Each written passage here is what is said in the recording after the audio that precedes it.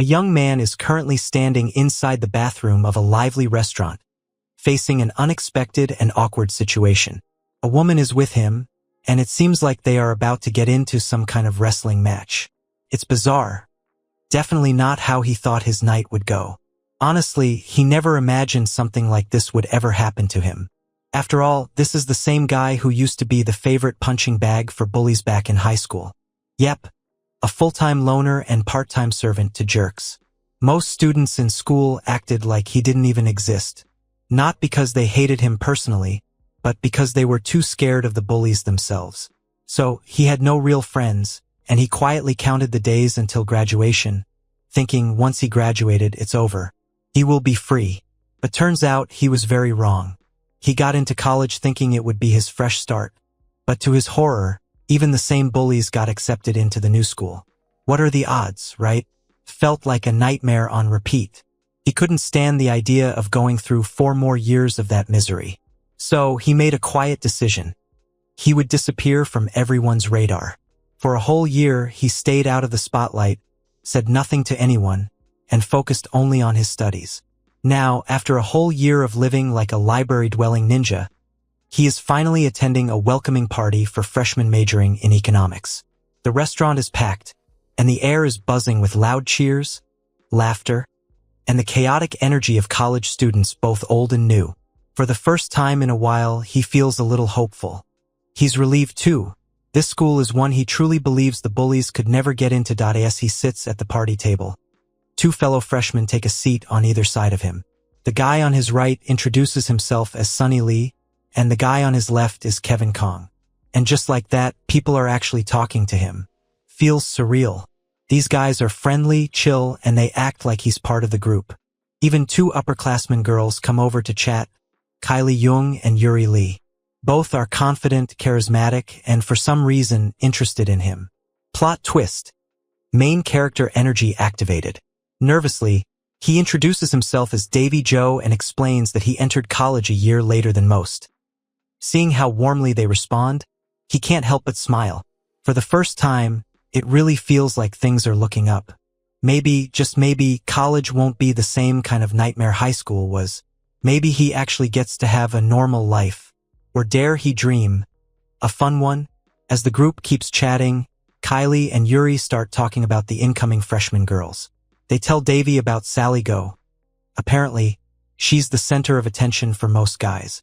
She has that innocent face, but according to the girls, her wardrobe choices say something a little different. Innocent vibes, suspicious outfits. While they laugh and gossip, another girl suddenly appears. She wears glasses and walks straight up to Davy, asking him to take her to the bathroom. Catches him off guard. But before Kylie and Yuri can warn him to stay away from girls who play that kind of game, he's already following her. Their jaws drop. The girls are shocked and very, very annoyed.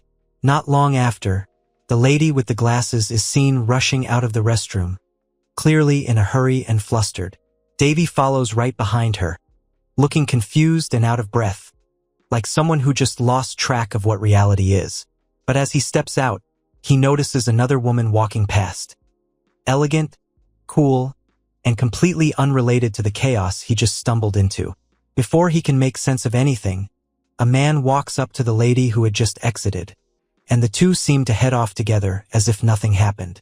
Davy watches from a short distance, unsure if he just got dragged into someone else's weird drama or accidentally became a background character in a romantic subplot. Eventually, he manages to catch up to the glasses-wearing lady. He gives her a quiet, awkward apology, the kind that comes from someone who didn't really know what was going on in the first place. She quickly suggests that they both forget the whole thing ever happened. It was just a strange misunderstanding, and neither of them wants to explain it to anyone. With a quiet nod between them, they agree to keep the little incident a secret. As they return to the main party area, Davy barely gets a moment to breathe before a group of guys pull him into the chaos. The music is still pumping, the energy is high, and the drinks are definitely flowing faster than common sense. He tries to decline at first, but it doesn't take much before he's handed a drink and swept into the madness. Surrounded by laughter, music, and new friends, Davy can't help but feel something unexpected: joy. This is the kind of college life he never thought he'd have. It's fun, loud, unpredictable, and for the first time he actually wants to be part of it. Goodbye, loner life. The next morning hits like a truck made of regrets and soda-flavored hangovers. Davy wakes up on the floor after dramatically tumbling out of his bed, tangled in his blanket like a burrito that lost its will to live. His head throbs, and time feels like a concept invented by liars.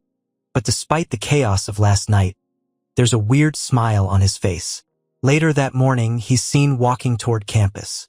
It's just a short stroll from the dorms, but the sky is clear, the breeze is nice, and somehow, even the sound of students chatting feels pleasant. As he slowly walks up the stairs, each step echoing softly in the hallway, he thinks to himself that yesterday might just be the happiest and most fun day he has experienced in a very long time, possibly even years.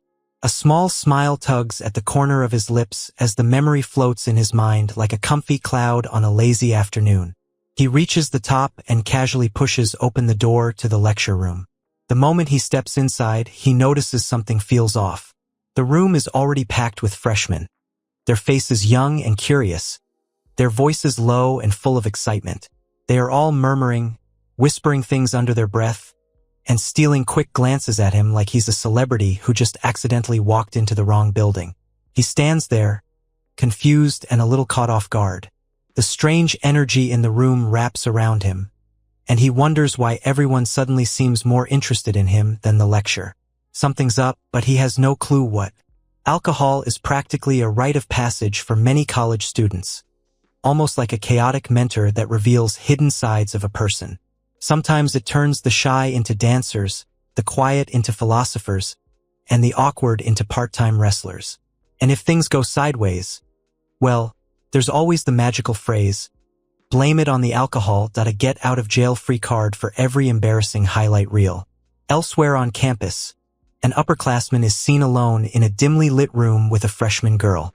His intentions are clear, and the night seems set for something he probably thinks is smooth, but feels more like a bad soap opera rerun. Meanwhile, back in the bright and whisper-heavy lecture room, Davy sits frozen in his seat. The air around him feels heavier than usual, like he's wearing a coat made of judgment. He starts catching snippets of hushed conversations. The words "lady with glasses" pop up repeatedly. His heart skips a beat. It doesn't take long before it clicks. They're talking about last night. Panic creeps in as Davy realizes that not only is no one sitting next to him, but people are visibly avoiding him like he's been cursed. Just yesterday, he was teetering on the edge of becoming popular, riding the high of a wild night. And now, the social spotlight is shining on him, but it's starting to feel more like an interrogation lamp. Just as he's about to spiral into full meltdown mode, two familiar figures break through the awkward barrier. Sonny and Kevin stroll in casually, sit on either side of him, and slap him on the back like he just won something. To Davy's complete surprise, they're grinning. Sonny gives him a thumbs up and says something encouraging, brushing off the rumors like they're nothing more than passing weather. He tells Davy to keep his chin up, that people will move on soon enough. College memory spans are shorter than goldfish on caffeine. As Sonny and Kevin nudge the conversation toward what goes down the night before, their casual remarks start to ripple through the room. Curiosity catches, and before long, it's not just a few students whispering. It's the entire lecture hall turning their gaze toward Davy. The collective attention hits him like a tidal wave. Every breath, every glance, every half-formed thought in the room feels aimed straight at him. The silence thickens, heavy and expectant, pressing down until it becomes too much to hold. Without a word, Davy stands up and walks out in a blur, his steps fast and uneven. His chest tightens as he rushes down the stairs, frustration clouding his focus. Then his foot slips. Gravity does its thing, and Davy becomes an unwilling performer in a very ungraceful tumble. His body tilts forward, limbs flailing, and he's suddenly airborne in the least cool way possible. At the bottom of the stairs, a freshman girl approaches the landing. She sees him falling, and instead of freezing like a normal person, she springs into action. With wild precision, she flips and twists midair, landing right on top of him as they crash together to the floor. He scrambles up, cheeks burning, mutters an apology, and turns to leave, convinced the day has officially hit rock bottom. But just as he starts to walk away, the girl steps beside him with an energy that says she's unbothered by everything that just happened. She simply tags along, casually inviting herself to whatever plan he's making by skipping class. Davy wonders what on earth is going on. The girl, the prettiest among their colleagues, is now asking him to skip class with her and has even brought him to an empty room. He can't help but think how odd the situation is. Just the two of them alone in this space. It's strange, and yet, there's a strange comfort in the quiet. He voices the thought, unsure of how to feel about it, but she simply shrugs it off, claiming that it's exactly how she wants it. Before Davy can process it further, the door slams open. Two upperclassmen, one male and one female, barge into the room. Instinctively, both Davy and the girl quickly duck under the nearest desk, hearts pounding as the sound of footsteps echoes loudly in the small space. Davy tries to keep quiet, but his mind races. Then, as the two upperclassmen come closer, his eyes widen in realization. The female upperclassman is her, the one from last night. He begins to wonder if he's somehow tangled in an even bigger mess than before and starts to inch toward the exit, hoping to make a swift getaway. But before he can make his move, the girl beside him stops him with a quick hand on his arm. She shakes her head slightly, a signal that leaving isn't an option just yet. Davy's curiosity heightens, and he listens closely, trying to make sense of the situation. To his surprise, it turns out the two upperclassmen are locked in a heated wrestling match.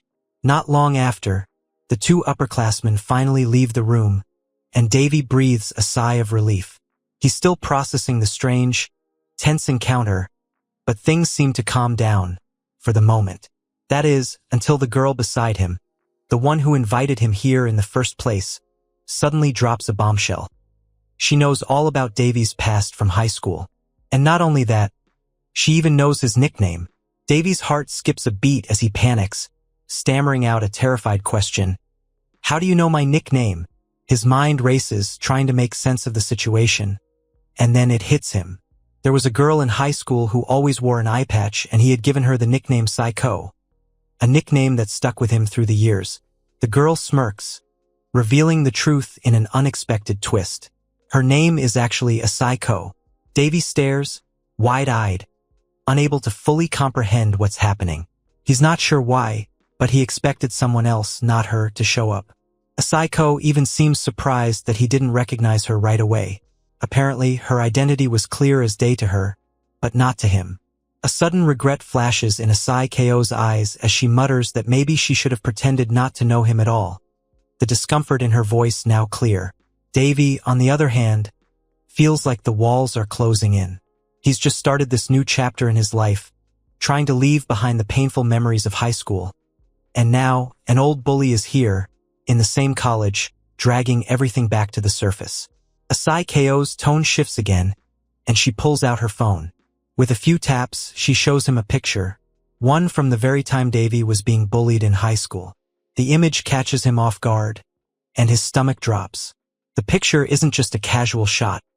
It's a reminder of the worst part of his life, the humiliation, the years he tried to forget. Davy's face pales. He's mortified, a cold sweat breaking out on his forehead. Psycho hasn't erased the picture. In fact, she's kept it all this time. And now she's threatening to send it to the school group chat. The thought alone is enough to make him feel like the floor has dropped out from under him. If she does it, everyone will see him as the same person from high school, the target of mockery and cruel jokes all over again. He's sure it'll be the end of his time at the school, and worse, it feels like it might even be the end of his new life before it's really begun. Fear begins to take over. The weight of the situation presses down on him, and he knows he can't let this happen. He stands, facing Asai Ko, determination flooding his chest. He has to stop this. He has to protect the little bit of peace he's found. With a sudden, impulsive move, Davy lunges forward, trying to grab the phone from Asai Ko's hands, to take control of the situation before it spirals out of his reach completely. Asai Ko's sharp yell cuts through the tension, demanding that Davy get off her. He hesitates, caught in the whirlwind of his own thoughts. The scene shifts in his mind, back to high school when he was helpless, surrounded by a group of bullies. He feels different now. He's no longer the same vulnerable boy. She's alone now, a girl. He's bigger. He should be able to stand his ground. But as quickly as the thought comes, Davy realizes it's nothing more than an illusion. The image of him taking control fades when Asako locks eyes with him. The reality is that he's only imagining it. And in this moment, she stands unmoved by his imagined aggression. Her calm demeanor contrasts his racing heart, and the weight of the situation bears down on him. The weight of her words cuts through the confusion, settling in his chest with a cold finality. If he doesn't want the photo to be sent out, he will need to follow her lead from now on. Her control of the situation is clear, and Davy, knowing the consequences of his college life being ruined, has no choice but to accept that he cannot fight her. He focuses only on the photo, the one thing he needs to erase. If he can do that, everything will be fine. But as his hand reaches for the phone, Asako moves with an ease that surprises him. The phone is gone from his grasp in an instant, hidden from view, leaving him grasping at air. His desperation builds, and without thinking, he tries to take the phone by force. And then, like a flash from his past, he is reminded of a moment from high school. He remembers the bullies surrounding him, trying to make a move on Asako, and how effortlessly she neutralized one of them. He hadn't stood a chance then, just as he doesn't now. This realization hits him like a wave. He's still the same powerless person in this scenario, caught in her grip. Suddenly, he feels his neck tighten, a pressure building around him. Her legs lock around him with precision, pulling his arm in a way that shoots pain through his body. He tries to tap out, but the pain only intensifies. The feeling of helplessness mirrors those high school days, and he falls to his knees, unable to move. Asako stands over him with a slight smirk, the tension in the air thick. The once arrogant boy, who thought he could stand against her, is now kneeling, completely at her mercy. Davy is left breathless and broken, unable to do anything but accept his defeat. He then politely asks that he wants to know how he can keep the photo under wraps, to which she told him that it's easy. Davy listens in stunned silence as Asako outlines the terms of their unspoken agreement. She tells him in no uncertain terms to keep quiet about her past, about the time when she was a bully. If he opens his mouth, she warns, she will deal with him. The words hit him like a cold splash of water, and he realizes the severity of the situation. He's now entangled in her game, and there's no way out unless he plays by her rules. As if reading his confusion, Asako casually tells him that if he keeps her secret, she'll keep his. The simplicity of it all catches him off guard. For all the tension, the blackmail, and the overwhelming pressure, the solution feels almost too easy. But then she adds a twist: money. She asks for a price to keep the photo hidden, and Davy can't help but reason that she's not just a bully anymore.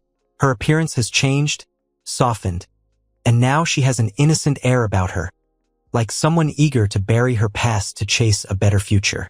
It's clear she wants to erase the marks of her previous life so she can marry well, to live a life that doesn't reflect the person she once was. The realization settles in Davy's chest. Maybe this isn't just about him. Maybe she too has something to lose, and in that shared vulnerability, Davy finds a strange sense of relief. She's not untouchable. She's as desperate to protect her secrets as he is to protect his college life. And that gives him hope.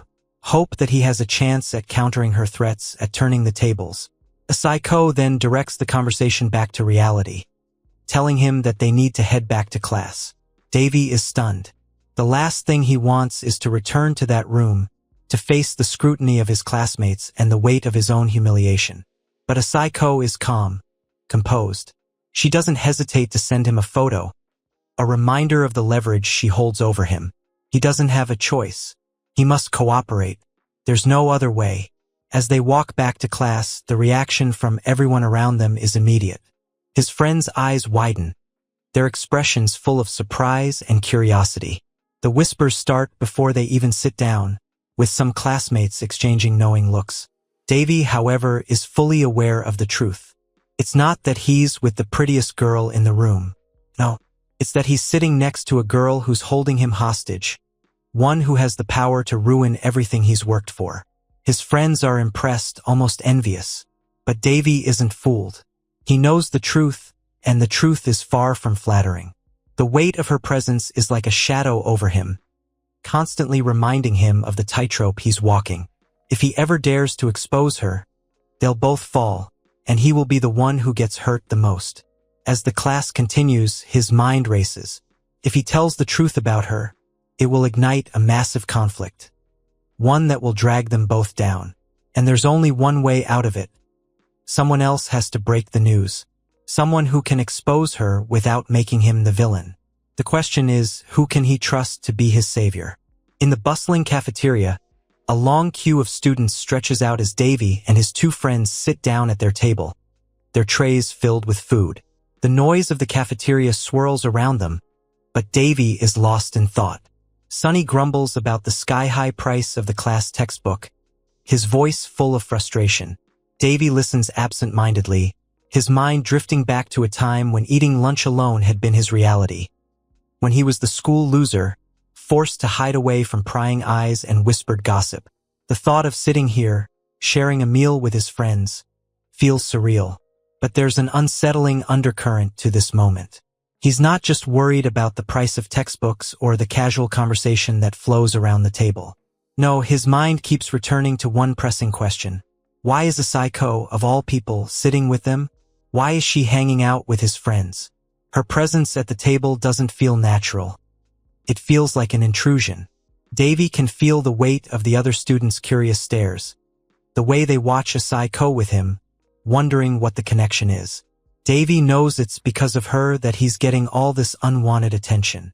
Everyone's questioning her sudden association with him, and he can almost see the silent judgment in the air. After all, she's trying so hard to bury her high school delinquent past, to leave it behind. But Davy knows that no matter how much she pretends, her history is something she's desperate to hide. His friends are completely oblivious, chatting away with a psycho like she's just another one of them. Their laughter fills the air, light and carefree. But Davy can't help but feel the unease bubbling up inside him. Ignorance, he realizes, is truly bliss. They have no idea what kind of hold she has over him, how she's keeping him close like a puppet on a string, just to make sure he doesn't spill her secrets. If they knew the truth, everything would change. But for now, they remain blissfully unaware. Then, as if reading his thoughts, a psycho suddenly turns to him with a sweet smile and asks for his opinion on the expensive textbook they've been discussing. To everyone else, it might seem like a simple question, a casual part of the conversation. But to Davy, it feels like a threat. Her smile doesn't reach her eyes, and the way she asks the question sends a chill down his spine. He's almost certain that what she's really doing is testing him, seeing if he'll buckle under pressure, seeing if he'll buy that textbook for her as another way of keeping him under control. In his mind, the words she's saying are just a subtle way of reminding him of the leverage she holds over him. If he doesn't comply, if he doesn't give in, that photo, the one she's holding over him, will find its way into every corner of campus, and his life at this school will be over before it even begins. The nagging sense of entrapment gnaws at him, and all he can think of is how much he wishes someone would swoop in and pull him out of her grasp. For the first time in his life, he yearns for someone to rescue him from the mess he's stuck in, someone who can take him out of this tension and lead him away from the looming threat she represents. Suddenly, a group of girls calls out to him, addressing him by name. Davy blinks in surprise, the sound of his name hanging in the air like a lifeline. The attention feels strange yet familiar, the first time in a long while that anyone besides a psycho has spoken to him. He can't help but wonder if they want something from him, and a small part of him is hopeful that this is his chance to escape. But the weight of his past and his present situation holds him back as he waits for the next move. One of the girls mentions that they've managed to borrow the expensive textbook and that they plan to make a copy. They ask if he'd like to tag along with them, and for a brief moment, Davy wonders if this is the escape he's been looking for. Could this be his chance to break free from a psycho? But the illusion shatters as quickly as it appears when a psycho, her voice cold and clipped, interrupts the moment. She firmly tells the girls that it's uncertain whether they'll actually copy or buy the textbook, and that they can go ahead without Davy. The dismissive tone cuts through the air, and the girls, visibly uncomfortable, retreat. Davy watches helplessly as they leave, resigned to his fate once more. Asako has him under her thumb, and there's nothing he can do about it. Just when he feels like the walls are closing in, Kylie and Yuri, two of his more cheerful classmates, come over to greet him. They immediately ask Asako if they can take Davy with them to assist with some tasks. Davy's friends have already agreed, and though Asako hesitates, her grip on him weakens just enough to let him slip away. The moment they ask her if she's dating Davy, Asako flusters, denying it quickly and asserting that they're just old classmates. The denial feels hasty, and Davy can't help but notice the shift in her demeanor. But before he can dwell on it, Kylie and Yuri eagerly lead him away. He feels a rush of relief. Finally, he's free from Asako's watchful eye, at least for the time being. Kylie and Yuri take him to their apartment, and Davy's excitement bubbles up as they tell him that their new bed has arrived, but they don't know how to set it up. He jumps at the chance to help them, eager to contribute in any way possible. In his mind, this is his way of thanking them for the chance to get away from Asako and her hold over him. Asako sits at the computer in the internet cafe, surrounded by the noise of her friends engaged in video games, their laughter and banter filling the air. As she plays, something feels different, something she hasn't felt in a long time. Fun. Genuine fun. It's a strange sensation, almost foreign, considering the years of fear and anxiety that have weighed on her every move. She realizes that, for the first time in ages, she's enjoying herself without the constant fear of her past haunting her. As she watches her friends play and listens to their jokes, her mind drifts back to her high school days. She remembers how she had learned tricks from a friend, things to try out with different guys, all in an attempt to test her own limits and maybe even gain some power over them. But it had always backfired, and each failure left her feeling more isolated. She had tried to be something she wasn't, someone that the people around her would fear or respect, but in the end, it was always empty. Her past was full of regrets, and she hated the fact that she still had to hide it from the world. But now, in this moment, surrounded by friends who don't know her past, she feels free. It's a brief escape, but it's enough for her to start thinking about her interactions with Davy. Her eyes flick to her phone, and she decides to text him, wondering how he's doing. But then she waits, and waits. No reply. A sinking feeling rises in her chest. He's not answering. The nagging doubt creeps in, and she can't help herself. She keeps texting him, asking what he's doing, hoping for any response, anything that could reassure her. After a long while, her phone buzzes with a new message from Davy.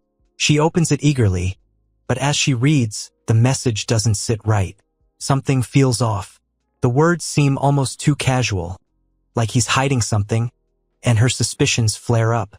With a laugh, trying to brush off the unsettling feeling, she asks him to send a proof of what he's doing, thinking it's just a silly request to see if he's being truthful. The reply comes quickly, but when Asako opens it, she's stunned. Her breath catches in her throat, her fingers hovering over the screen in disbelief. As Davy walks through the door of the internet cafe, his mind races with a mix of dread and resolve. The weight of the situation presses down on him, and he can't help but feel the constant pull of Asako's blackmail looming over his every step. He's done with the constant fear, the manipulation. It's wearing on him, and he's certain now more than ever that he needs to confront her. The thought of exposing her, making her secrets public, lingers in the back of his mind, but he knows that taking such a step could be just as dangerous for him.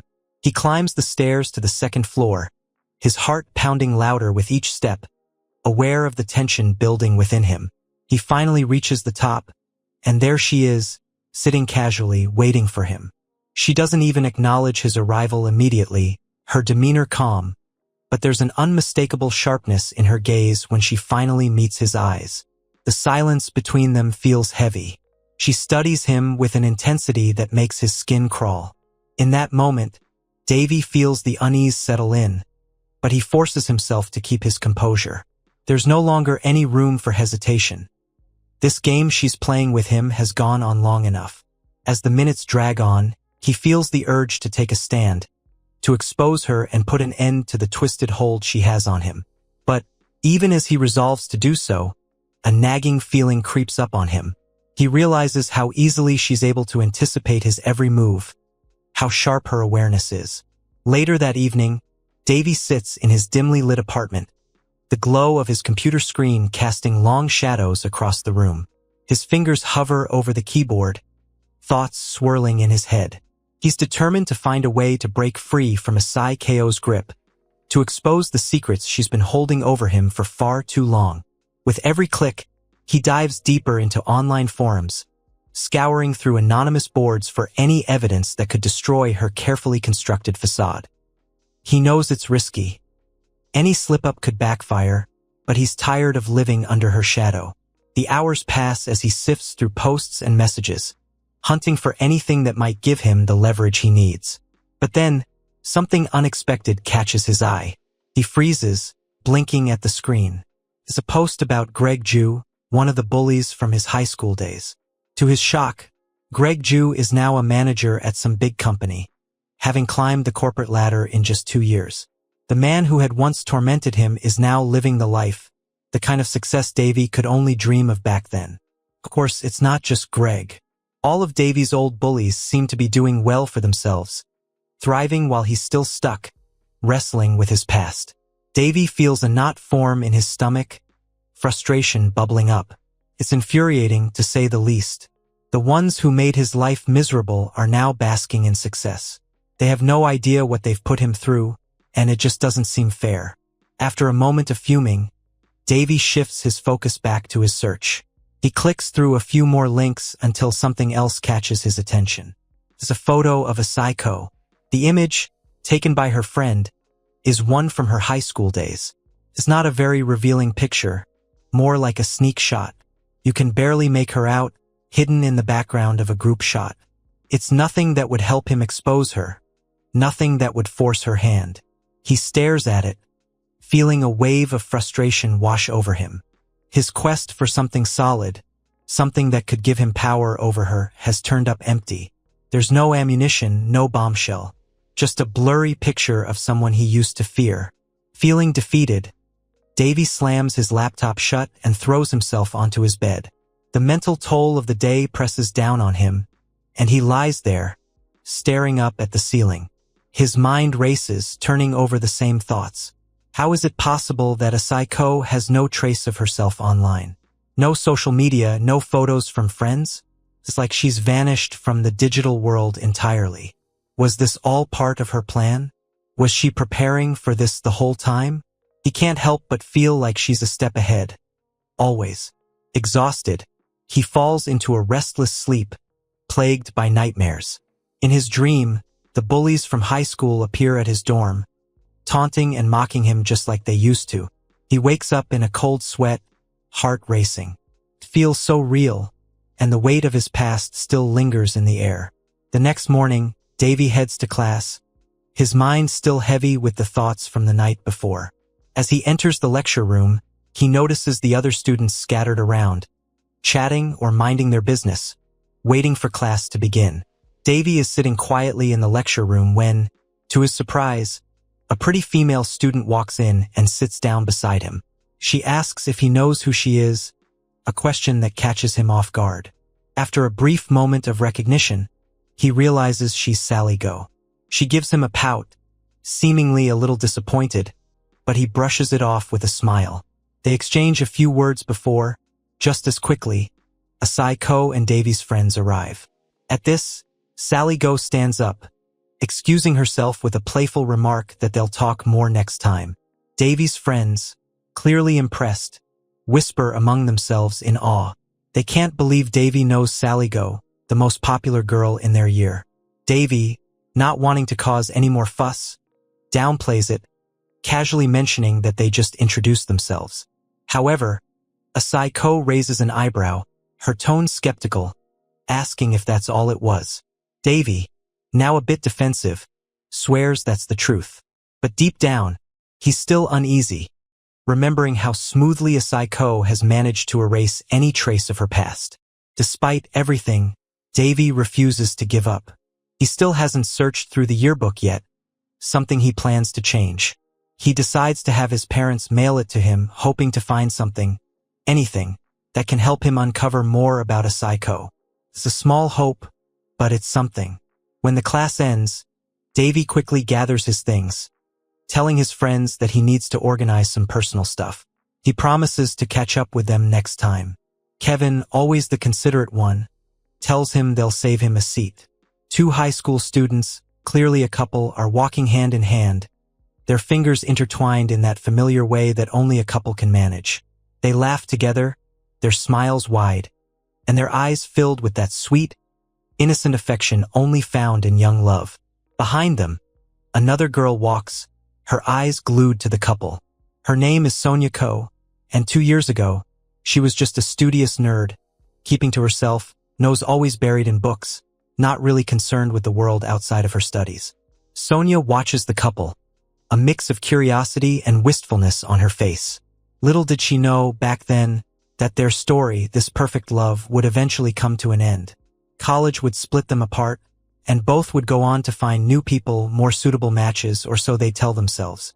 The relationship, so full of promise back in high school, would fade into just another memory. As Sonia continues walking, deep in thought, two guys rush by her, shoulder-checking her as they pass. She stumbles and falls to the ground with a soft thud. The two boys don't even look back, their laughter echoing as they walk away. They don't apologize, don't offer a hand to help her up. They just keep walking, as if nothing happened. Those guys who bumped into her, laughing and mocking her, might have had their fun for today, but she knew they'd answer to her one day. She couldn't see properly after the fall, her glasses lost somewhere in the chaos, and she had to feel around on the ground to find them. The frustration was mounting. She was pissed not just because of the fall, but also because of the nosebleed. The guys who passed by, smirking and snickering, only made it worse. Just as she was about to give up, a guy approached her. He wasn't like the others. He seemed genuinely concerned. He helped her wipe away the blood from her nose and, without hesitation, gently put her glasses back on. Sonia was momentarily stunned by his kindness. He wasn't asking for anything in return. After making sure she was okay, he simply nodded, gave her a small, reassuring smile, and went on his way. His calm, thoughtful manner struck her deeply. That moment was a turning point for Sonia. She made a decision then and there. When she went to college, she would find a guy like him, kind, considerate, and a true gentleman. She would not let herself be a victim anymore. She would become someone who could hold her own, someone who was not just the nerdy girl everyone ignored. When she finally arrived at college for the welcome party, Sonia was no longer the same person. She had changed her appearance significantly, transformed herself into someone more confident and self-assured. She had studied hard, not just academically, but also on how to get close to people, how to be someone others noticed. It wasn't long before she spotted him across the room. Davy. The guy who had helped her that day, who had treated her like a human being, not just a clumsy girl who had fallen. She wasn't surprised when she saw that he didn't recognize her. After all, she had completely transformed her look after receiving her college offers. She had wanted a fresh start, and that included leaving behind the image of the girl who was always stepped on and ignored. Now, as she watched Davy from a distance, she couldn't help but feel a sense of satisfaction. She had done it. She was no longer that shy, overlooked girl from high school.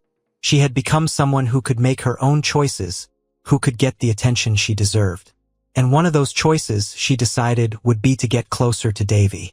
Even though Sonia saw a psycho constantly hanging around Davy, something that she regarded as strong competition, she couldn't help but think that Davy was still amazing. There was something about him that drew her in, despite everything else going on around him. She couldn't quite put her finger on it. Maybe it was his calm demeanor, or how he helped her that day, but she found herself watching him more and more. Back in the present, the usual tension was rising. Psycho walked in, her presence as commanding as always. She had come to get Davy for the next class, but Davy seemed a bit flustered as he replied that he would join them later, He just needed a moment. Saiko didn't seem convinced. She was used to getting her way, and there was no way she was letting him off that easily. Without saying much, Saiko hopped onto the chair next to him, her posture casual, yet somehow demanding. With a sharp glance, she asked if he had been spreading things about her past. Before he could respond, she grabbed his phone, her fingers moving quickly to check it. Davy tried to stop her, reaching out to reclaim his phone, but Saiko was quicker. As she leaned over, her momentum caused her to stumble forward, dangerously close to his face. The close proximity caught Davy off guard, his heart racing. Davy still cannot fully comprehend what just happened. He had his first kiss. And, of all people, it was with Saiko, the girl who had made his high school life miserable. He feels a strange mix of disbelief and discomfort as they both walk hurriedly to their next class. Every time he thinks about that kiss, a heavy feeling settles in his chest, knowing it was with her. The thought gnaws at him, making him groan inwardly. He had always imagined his first kiss would be with someone special, someone he cared about. But now it's tied to his high school bully. How unfair. As they continue walking, Saiko notices his discomfort and, with a small smirk, asks if that was really his first kiss. Davy, still trying to wrap his head around the situation, quickly fabricates a story. He claims that he's been so popular in the past that it doesn't really count as a special moment. He doesn't want her to think it meant anything more than it actually did. After all, he can't let her know how awkward and embarrassing it feels. Saiko, seemingly content with this explanation, doesn't push further. She brightens up, the tension in her face easing as she declares that they can just count it as an accident, brushing it off as though it was no big deal. To her, it's almost as if the kiss never happened, like it was just a minor slip-up with no emotional significance. Davy, however, can't help but feel irritated by how casually she's treating something that, for him, feels so monumental. It's as if she doesn't realize or care how much it means to him, or maybe she just doesn't care at all. In another part of the building, Sally Go is in the restroom, overhearing everything. She listens carefully, her sharp ears picking up on the exchange between Davy and Saiko. The mention of Davy's awkwardness and Saiko's careless comment about the kiss sparks something in Sally. She knows there's an opportunity here, an opening she could use to her advantage. During class, Davy can't help but watch Saiko, sitting across the room, acting as though she is the perfect student, attentive, calm, and deeply immersed in the lesson. She's not the chaotic, troublemaking girl he remembers from high school. Instead, she's almost the model student now with a quiet focus that makes her seem completely different. It's as if she's transformed into someone else entirely. This makes Davy feel a strange sense of frustration, almost like he's watching a lie unfold before him. He wonders if she's really changed or if it's all just a facade, a carefully constructed act to hide her past. As his thoughts wander, his mind drifts back to a time long before, during middle school. He remembers the feeling of someone's hand smacking his forehead, pulling him back into reality. The male student sitting beside him in class had done it. A sharp, sudden smack that jolted him from his daze. It wasn't the first time, and it certainly wasn't the last.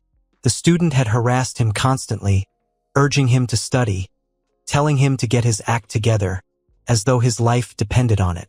Davy had never been good at standing up for himself, especially back then, so he just took it, enduring the constant reminders to focus. What Davy doesn't realize now, as he sits lost in thought, is that the very student who used to torment him with harsh words and frequent smacks, Billy Yoon, a sophomore in the same college. At Incio Attic Bar, the atmosphere is laid back and casual as Davy sits with Saiko and his friends, enjoying drinks together. It's a rare moment of peace, and as Davy takes in the lively surroundings, he realizes something. This is the first time he's gone out with his college friends to drink. There's a sense of satisfaction in his chest, a quiet contentment as he reflects on how far he's come. He's glad he decided to attend college. It's different from high school, different from the bullying and the weight of old memories. For the first time in a long while, Davy feels like he's part of something, like he's not alone in this strange new world.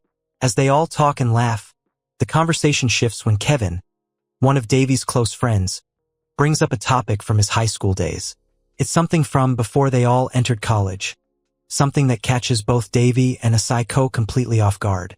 Kevin begins to recount a story about a legendary bully from his high school, and as he speaks, both Davy and Asai-ko unintentionally sputter out the drinks they're holding. Kevin, seemingly unaware of the chaos he's caused, continues on with the story. He describes a time when bullies essentially ruled the school. It was a toxic environment where the students in power made life miserable for anyone they deemed weak. But then, something happened. A freshman, a new student, found himself the target of the bullies. According to Kevin, the freshman had been loud and disruptive in class, which was enough to trigger the bullies' wrath. They beat him up in the classroom, leaving him bloody, claiming it was because he had been too noisy while they were trying to study. The story takes a strange turn when the upperclassmen, who had been the ones bullying the freshmen, decided to confront him. They called him to the rooftop, thinking they would discipline him and teach him a lesson. But things didn't go as expected. The freshman, instead of being intimidated, took them on one by one. He didn't just stand up to them. He beat up all the upperclassmen, turning the tables on them completely. In an act of complete dominance, the freshman made the bullies form a human desk unit for him to sit on while he finished a whole workbook. Kevin pauses, watching as Davy and Asai-ko absorb the outrageous tale. The sheer audacity of it all seems almost unbelievable, but Kevin's expression suggests it's a true story. He says that after the freshman's dramatic retaliation, the bullying at his school stopped. Just like that, the atmosphere shifted, and the once terrible school turned into a place where students actually started looking out for one another. The bullies were no longer in charge, and things began to change for the better. As the night progresses at the NCO attic bar, the laughter and chatter among friends fill the air. Sonny, clearly getting tipsy, suddenly shifts the mood with a rant about something that has clearly been bothering him for a while.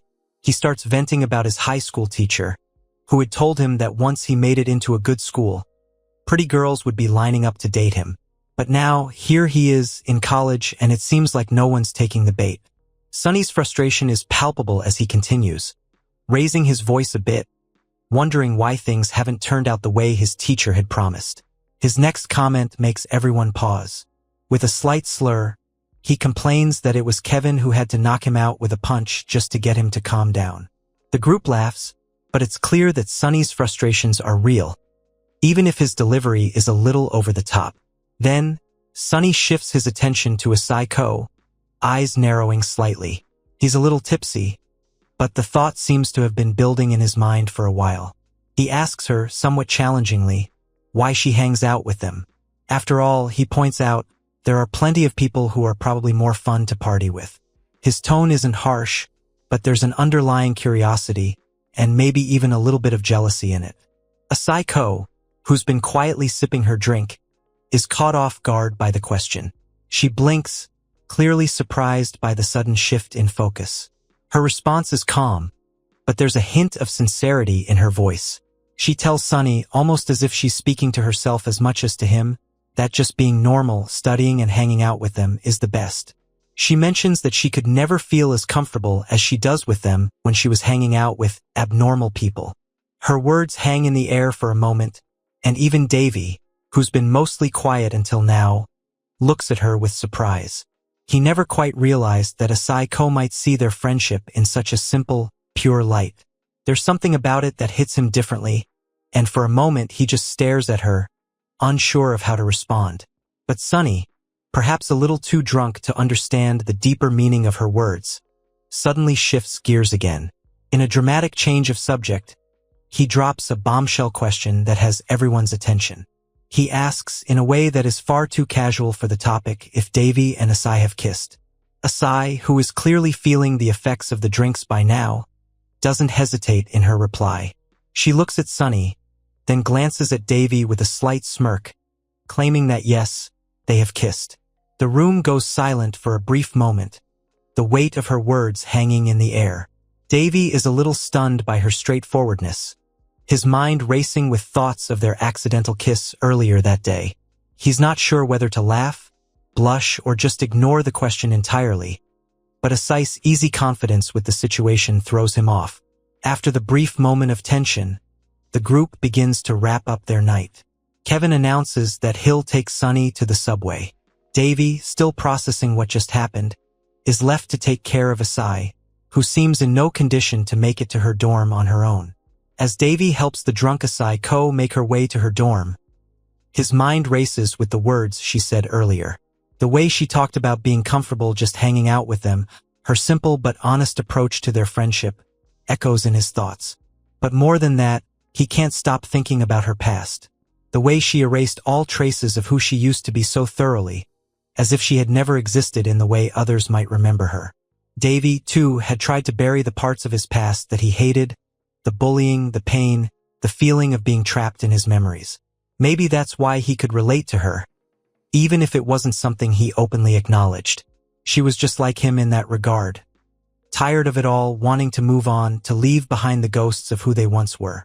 His thoughts are interrupted when he notices that Asai is having trouble walking. She's stumbling a bit, her steps unsteady, and Davy instinctively reaches out to steady her. He guides her along the sidewalk, trying to make sure she doesn't fall over, but he can't help but glance at the motel they're passing by. Davy carefully helps Asai into the motel room, the door creaking shut behind them. He gently guides her to the bed, her unsteady movements a clear sign of how much the alcohol has taken its toll on her. As she flops onto the bed, he notices how vulnerable she looks, her face flushed and her eyes half closed. The sight causes a strange mix of concern and irritation to stir in him, but he pushes those feelings aside as he focuses on the task at hand. Davy reaches for Asai's phone, determined to delete the photo he took earlier, before she can do something with it or it comes back to haunt him. He's careful as he picks it up, expecting it to be a simple task. But as soon as he tries to unlock it, he's hit with a lock screen that demands a passcode. He hesitates for a moment, trying to figure out what it could be. He guesses a few simple options, birthdays, his own number, anything that might work, but none of them do. Each failed attempt increases his frustration, and eventually, he throws the phone onto the bed with a soft thud. Regret washes over him. He should have figured out her passcode before.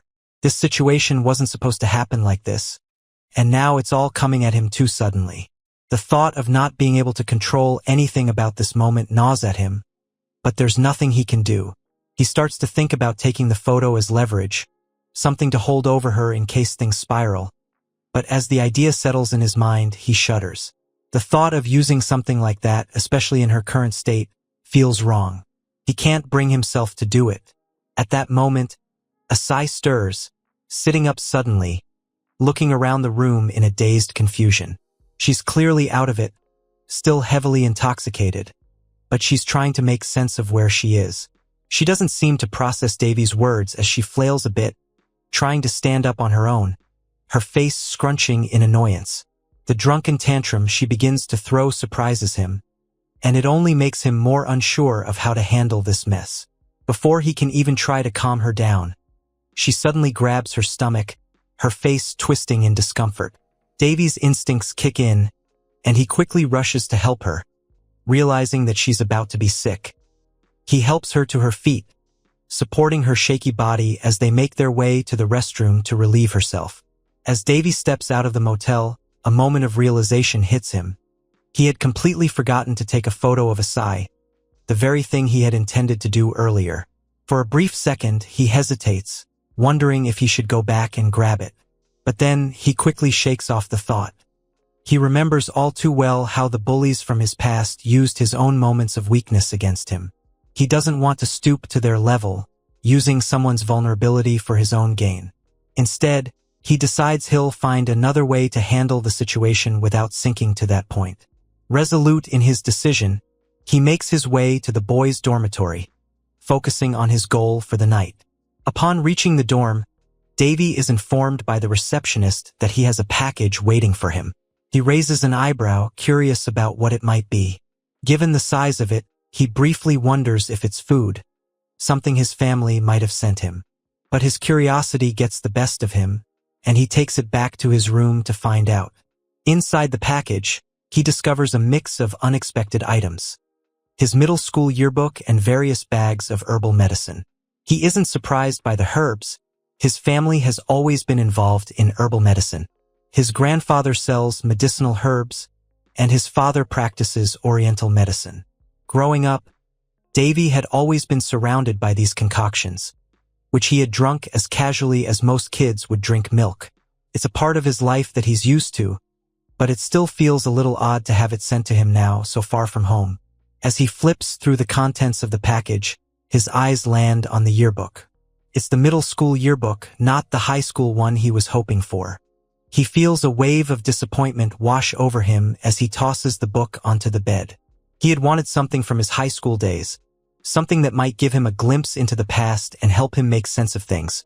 But now he's left with a relic from a time he barely remembers.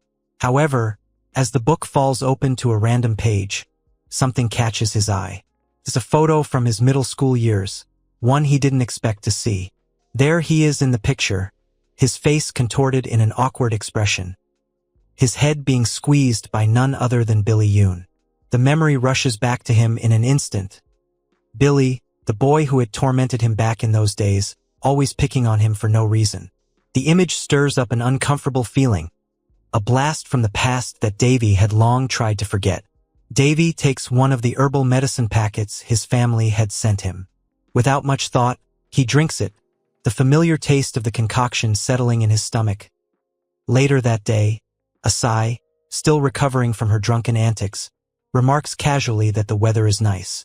Her tone is almost too cheerful, and Davy can't help but notice that she's sitting on his back, making it clear that she's treating him as some sort of punishment for taking her to the motel the night before. He tries to explain himself, but the words don't seem to reach her. She was too drunk to remember, he says, and he had no choice but to help her get to a safe place. But Asai isn't in the mood for explanations. Instead, she continues to use him as a human seat, clearly unimpressed by his protests. Eventually, Asai tells him they should head to class, and they make their way down the hallway. Davy is just about to breathe a sigh of relief, thinking that everything will return to normal, when he sees someone approaching. It's Billy Yoon, the very same bully from his middle school days, the one who had tormented him and made his life miserable for years. The sight of him sends a wave of panic through Davy's chest. He can't let Billy see him like this, not with Asai and certainly not after everything that has happened between them. Without thinking, Davy bolts toward the nearest restroom, hoping to avoid any confrontation. But as he pushes open the door, he freezes. The bathroom isn't what he expected. It's the ladies' restroom. He looks around in shock, realizing his mistake too late. Before he can even think of an escape plan, he sees a familiar face. Sally Go, who looks just as surprised to see him as he is to be in the wrong bathroom. Sally stares at him, her expression a mixture of confusion and amusement.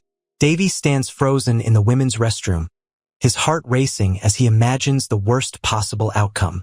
His mind spirals into a flood of dreadful thoughts, each one more embarrassing than the last. He can already see the headlines of his life's downfall. Davy Joe, caught in the women's restroom with no good explanation. The more he thinks about it, the more he feels trapped. He can't leave now. Billy Yoon is still out there, and he can't risk encountering him, not in this state, not with Sally Go as an unwilling witness to his ridiculous mistake. He wonders what his future holds. Is this how it ends? Getting caught in the most absurd situation of his life, in front of people who've already made his high school life miserable? He wonders how Billy ended up at the same school. This college, with its high standards and rigorous cutoff requirements, is supposed to be a place for new beginnings, not a repeat of his painful past. First Asai Ko and now Billy Yoon. Was this some kind of fate or just his bad luck catching up with him? He feels overwhelmed and out of place, as if he should just drop out and start fresh somewhere far away. But even the thought of that brings more anxiety. He can't run away from everyone. His past will always find a way to haunt him, no matter where he goes. At that moment, he hears Asai Ko outside the door, her voice cutting through his thoughts. She's speaking with Billy Yoon, and it sounds like she's asking him for help. Davy's panic rises. What is she doing? He presses his ear to the door, straining to hear her words. Asai casually asks Billy if he can go into the men's restroom to look for a guy named Davy Joe. Davy's heart skips a beat. She's looking for him? Does she know he's hiding in the women's restroom? Or is she just trying to figure out where he went? Billy Yoon, ever the relentless figure from Davy's past, walks toward the men's restroom without hesitation. Davy watches helplessly from his hiding spot, unable to move, as Billy pushes open the restroom door with the same confidence he had back in their middle school days. He barges in, looking around with the same domineering attitude that Davy remembers so well. Davy holds his breath, praying that Billy doesn't come closer, praying that he doesn't peek into the stalls where others are. Billy casually surveys the restroom, peeking into one of the stalls, where another student named Dookie is minding his own business. Billy looks unbothered as he checks the space before he walks back out to tell Asai that he didn't see Davy Joe in the restroom. Davy overhears them talking, and his heart pounds in his chest, hoping that they'll just give up and walk away. Asai seems determined, though, and after a moment of quiet, she decides to check the women's restroom. Davy's anxiety spikes, and he holds his breath as he listens to her footsteps grow closer. But when Asai enters, she finds no one. The restroom is empty except for the sound of a woman making a phone call from one of the stalls. It's a small relief for Davy, but his heart still races as he tries to stay as still as possible. He can't afford to be caught now. Then, to his surprise, he sees Sally go, who has been strangely quiet throughout the whole ordeal. She's standing in a nearby stall, mimicking the actions of someone making a call, but Davy notices that she's also subtly signaling him to stay quiet. The surprise hits him harder than he expected. Sally is helping him. She's actually covering for him in a way that seems completely natural without judgment. As Asai eventually leaves with Billy Yoon, Davy feels the weight on his chest lighten. He steps down from the toilet seat, letting out a long breath he didn't realize he was holding. He thanks Sally, his voice full of gratitude. He explains, somewhat embarrassed, that he was trying to hide in the men's restroom, but in his panic, he ended up in the women's instead. Sally merely nods as though it's no big deal. Must have been in a hurry, she says casually, as if it's just a simple mistake anyone could have made. It dawns on Davy in that moment. Sally's not judging him. She's not making fun of his mistake, and she isn't going to tell anyone about it. He feels a bit of relief, a bit of warmth, realizing that he has at least one person who isn't out to cause him trouble. Meanwhile, Asai, completely unaware of the tension in the restroom, wonders why Davy is trying to hide from her. She's puzzled for a moment but quickly brushes it off. To her, it's just another challenge, another opportunity to get closer to him. She's determined to figure him out, and maybe, in her mind, this will give her the chance to make him hers. Just as Davy and Sally are about to exit the restroom, two other girls walk in, chatting loudly and beginning to apply makeup in front of the mirrors. Davy freezes again, instinctively slipping back into his hiding spot. He's not out of the woods yet. He can't risk being seen by anyone else now. The last thing he needs is for more people to find out where he's been hiding. So, with a deep sigh, Davy settles back into his corner, trying his best to stay calm as the girls go about their business, oblivious to the awkward situation unfolding just a few feet away. He's trapped in a waiting game, hoping that the restroom will empty out soon, so he can leave without drawing attention to himself. As the two ladies continued to chat in front of the mirrors, a soft sound from one of the toilet stalls caught their attention. It was subtle but enough to make them stop talking for a moment, their eyes widening with realization that someone might be hiding in one of the stalls. They exchanged uncertain glances, their discomfort growing as they took in the situation. The thought that someone could be eavesdropping or hiding from them made the air feel heavy. For a few moments, they hesitated, looking around, unsure of what to do next. Eventually, the awkward tension became too much to bear, and both girls quickly grabbed their things, leaving the restroom in a rush as soon as the restroom door clicked shut behind them. Davy and Sally both let out quiet breaths of relief. It felt like the danger of being discovered had passed, and for a moment, everything seemed calm again. Sally gave Davy a knowing look, relieved that they had managed to escape the situation without being caught. Once the tension had passed, Sally, now much more relaxed, turned her attention to Davy. She had a new question on her mind, one that seemed to have been bothering her for a while. Her curiosity had been growing since she first noticed something strange about Asai. Despite spending a lot of time checking social media platforms, she had found almost no information about her. Asai seemed like an enigma, and Sally's desire to uncover her secrets was becoming more and more intense. She knew there had to be more to Asai than what appeared on the surface, so she wants a scoop on her. Sally's sudden request for information about Asai caught Davy off guard. He hadn't expected her to be so direct, and for a moment he stood frozen, unsure of how to respond. Asai had always been somewhat of a mystery to those around her. To most students in their department, she was known for being exceptionally pretty and incredibly studious, but beyond that, very little was known about her. Asai kept her personal life private, and that made her an enigma.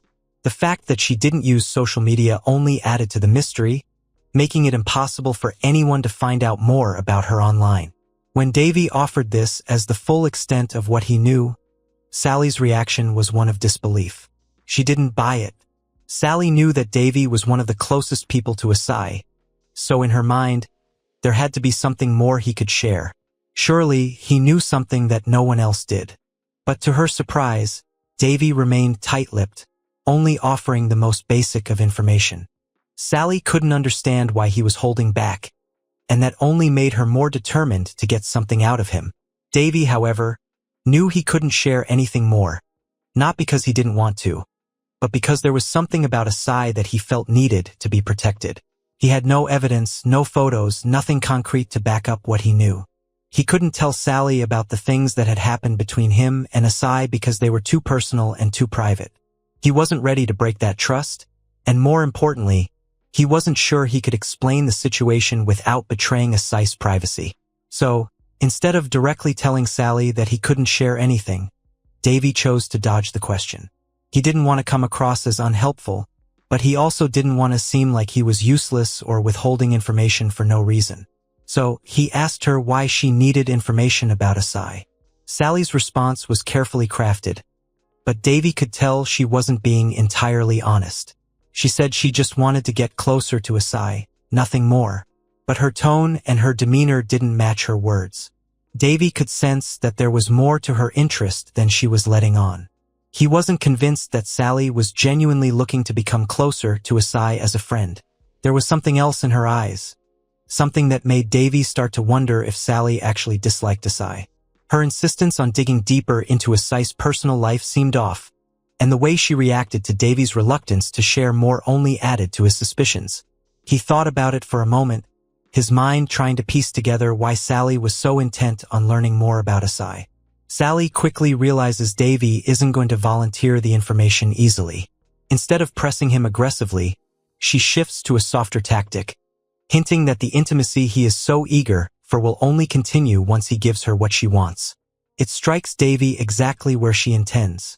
He agrees without much resistance, his desire outweighing his hesitation. Sally, however, has no true intention of following through immediately.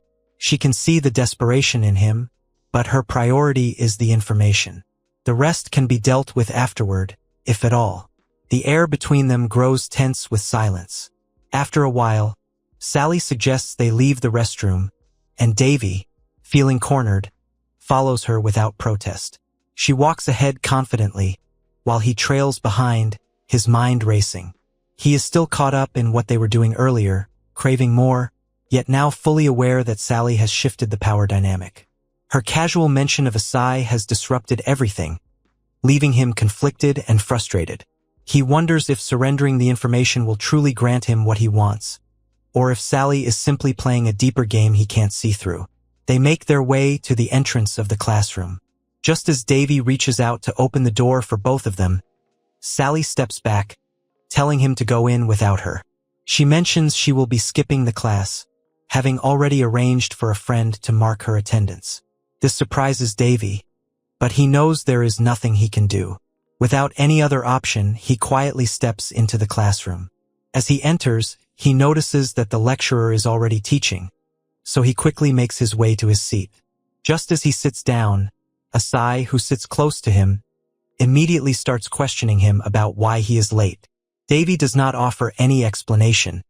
He simply apologizes, knowing he cannot tell her the real reason. He has barely settled when he feels a tap on his back. Turning around, he is shocked to see Billy Yoon standing there. The sight of him sends a wave of panic through Davy. He knows trouble is coming. Billy greets him warmly, but Davy is too stunned to respond. The brief disturbance catches the lecturer's attention, and he turns around to ask who is causing the noise.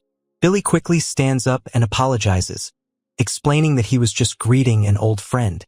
The professor, recognizing Billy, remembers that he was one of the students he had once given a high grade to. Curious, he asks why Billy is attending the class again. Billy calmly explains that he only came to greet his friend. Hearing this, the other students start to believe that Billy must be one of Davy's close friends from the past. Even Asai looks surprised, having no idea that Davy knew someone like Billy. Meanwhile, Davy feels tears welling up in his eyes, already imagining the nightmare that is about to begin again. Billy notices Davy's tears and, thinking quickly, lies to protect his image. He tells everyone that Davy must be crying because he is overwhelmed with happiness at seeing an old friend again after so long. Inside, Davy cannot help but wonder how people like Billy, who had made his life so difficult in the past, somehow end up in prestigious Ivy League schools as if it was their right. Before Davy can even make sense of what is happening, Billy starts gathering students from their department, pulling Davy along with him. Billy keeps introducing Davy to everyone, claiming proudly that they were middle school buddies. He even says that he is now a sophomore in the department, which helps him win the trust of the younger students. They believe Billy's story, thinking he must be a good influence and a supportive senior for Davy. Billy goes even further, telling everyone how Davy used to complicate things back in middle school. He claims that because of Davy's struggles in making friends, he worried that Davy might still be alone even now. That, Billy says, is why he decided to transfer to the same school to look after him. Now, hearing other students call themselves Davy's friends, Billy acts relieved, pretending to be happy that Davy is doing better than before. Davy stands there, still in shock, unable to understand why Billy is now referring to him as an old friend. In his memories, there is nothing friendly about their past. All he can remember is the way Billy used to punish him for the smallest mistakes, how he would bully him every day and embarrass him in front of their classmates without any mercy. Thinking back to those harsh times, it feels almost surreal to hear Billy speak so warmly about their friendship. Davy cannot help but wonder what Billy's real intentions are this time. It doesn't take long before Asai also joins the group where Billy is chatting with the others. She compliments Davy for having such a cool friend like Billy. Davy is not surprised by her comment. In his mind, this is just how bullies are, always able to fool others and act charming when it suits them. But even though Asai is smiling, she soon notices that Davy does not look happy at all. For a moment, she wonders if Davy is upset because she praised another guy, and she feels strange about why she would even care enough to make Davy jealous. Billy, seeing Asai, takes the opportunity to tease a little. He asks if she is Davy's girlfriend. Both Davy and Asai, caught off guard, quickly and loudly deny it, insisting that they are only classmates. Billy laughs and says he thought they were dating because he had seen Asai looking for Davy earlier with such determination. Although they deny it, Billy still looks suspicious, acting as if he doesn't fully believe them. To be sure, he asks Davy again, and Davy, a bit embarrassed, firmly confirms that there is nothing romantic between him and Asai. Since Billy now knows that none of them are in a relationship, he suddenly promises to organize a group date for all of them so they can meet new people and maybe find girlfriends. His offer shocks everyone, but Davy's friends are especially amazed. They start seeing Billy as an incredible guy, thinking it's so generous of him to try to help them like that. Davy, on the other hand, feels uneasy. He still cannot figure out what Billy is really trying to do, but he knows deep inside that he does not want to get caught up in it. He plans to quietly step away and avoid getting involved. However, Billy doesn't give him that chance. He firmly declares that the group date will only happen if Davy agrees to participate. This puts Davy in a difficult position, as his friends immediately start begging him to join, pulling at his arms and pleading with him so the plan won't be cancelled. Davy stands there, confused and frustrated, wondering why Billy would put so much pressure on him when the others could easily go without him. Meanwhile, Asai, who has been watching everything from a short distance, starts to feel a deep wave of jealousy rising in her chest. She stares at them with cold eyes as the talk about the group date continues. Davy reaches the venue for the group date early. After a little while, he sees the others arriving together. They come walking in proudly, all dressed up in their nicest clothes, each of them making sure they look sharper and cooler than Davy. They even have Billy with them, walking at the front like some kind of parade leader. Davy cannot help but notice how much effort they put into their looks. But as Davy watches a little longer, a darker thought creeps into his mind. He starts seeing something he wishes he didn't notice. Billy is not just walking with them. He is leading them, controlling them like they are little puppets dancing on invisible strings. Davy knows this kind of control all too well. It reminds him of the old days, when Billy would bully him by pretending to be friendly at first, only to throw him under the bus later. Now, it feels like Billy is trying to tie him tightly to these new friends, dragging him along into some unseen trap, like a soldier being cheerfully marched into the depths of hell, party hat and all. Soon enough, Billy gathers everyone together, his voice full of fake excitement that only Davy seems to catch. Billy starts telling them to get ready because he has brought girls for them to meet that day. He paints a picture of these girls being incredibly beautiful, the kind of girls that would turn heads and leave them speechless. The boys around Davy light up like kids in a candy store, clinging to every word Billy says, their faces shining with excitement and hope. It is almost funny, like watching a group of puppies wag their tails at the sound of a treat bag. But Davy just stands there, arms crossed, feeling like he is the only person who still has a working brain. He listens to Billy's promises and sees how everyone is practically worshipping him. But none of it amazes him. He stays calm, not freaked out like the others because deep down he knows better. Davy's friends start showing signs of doubt. They take small steps back, lean closer to each other, and begin whispering nervously like a bunch of squirrels plotting an escape. They wonder if the girls Billy had been bragging about might actually turn out to be disappointing, maybe even totally ugly. Their energy, which was so high a few minutes ago, starts to drop as their fears grow bigger in their heads. But before they even finish their quiet conversation, the girls make their grand entrance. The moment the boys lift their heads and lay their eyes on them, their mouths fall open like broken hinges. All the worrying melts away immediately. Instead of the nightmare they had imagined, they are greeted by a group of gorgeous girls, each one looking even better than the next. Feels like a dream, the kind of moment where time slows down and sparkles float through the air. Or at least that's how the boys feel. Everyone quickly rushes to find seats. They shuffle around awkwardly at first, but Billy, ever the ringleader, steps up and introduces the guys to the ladies with the confidence of a proud host at a wedding. After the introductions from Billy, the girls take their turns, sharing their names and a little about themselves. The mood is bright, and there's laughter here and there, but then something unexpected happens. Billy decides to leave them all alone. Without much warning, he waves and steps out, leaving the boys sitting there in shock, blinking after him like abandoned puppies. But they cannot sit around feeling awkward for long. They have no choice but to pull themselves together and figure out how to keep the girls entertained. Meanwhile, Davy is already getting carried away by the mood of the night. His body starts reacting on its own, the memory of his unfinished business with Sally flashing through his mind like a teasing movie trailer. With his blood heating up, Davy is ready to dive into whatever comes next. He does not even bother thinking too hard about which girl it might be. Any would do in his current state. However, there is still the little problem of how to start talking to the ladies properly without sounding like a bunch of lost tourists. After some awkward glances and shuffling of feet, one of Davy's friends, Kevin, comes up with an idea. He calls over the bar attendant, hoping that ordering drinks will open up the conversation naturally. Davy, still sharp despite the chaos in his mind, suggests what they should order. Everyone, including the girls, agrees to his suggestion, and just like that, the tension begins to loosen. They end up ordering soju as their drink. As the bottles arrive at the table, the boys are immediately fascinated by one of the girls, Sylvie. She starts making a soju bomb like a total professional, moving with the kind of speed and skill that makes her look like a secret agent of fun. Everyone is impressed, even Davy, who claps a little too loudly without meaning to. Sylvie, clearly in charge now, serves everyone their drinks and then suggests they play a drinking game to make things even livelier. The rules are simple. Someone says an action, and if you have done it before, you fold one finger. If you haven't, you take a drink. Everyone agrees, laughing and shouting as they jump into the game with full energy.